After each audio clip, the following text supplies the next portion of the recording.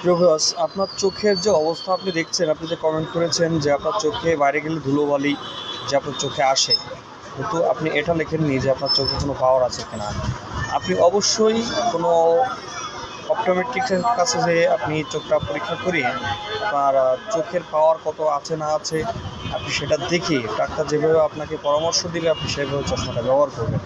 তবে আমি একটা কথা আপনাকে বলতে পারি, আপনি যদি চশমা পলিকার্বনেট লেন্স দিয়ে আপনি চশমাটা তৈরি করে নিতে পারেন, আপনার ডাক্তার দেখে আপনার যে পাওয়ারটা হবে, পাওয়ার দিয়ে পলিকার্বনেট যে লেন্সটা আছে এটা দিয়ে যদি আপনি চশমা তৈরি করতে পারেন, তাহলে আপনি 24 ঘন্টায় ব্যবহার করতে পারেন, কোনো সমস্যা হবে না। তো চশমাটা কিন্তু আপনার ভেঙেও যদি আপনার চোখে পাথরের টুকরাও এসে লাগে চশমার উপরে, তাও কিন্তু আপনার চশমাটা ভেঙে কিন্তু আপনার চোখের ভিতরে যাবে না। তো আশা করি আপনি বুঝতে পারছেন যে আপনার আসলে কী ধরনের চশমা প্রয়োজন।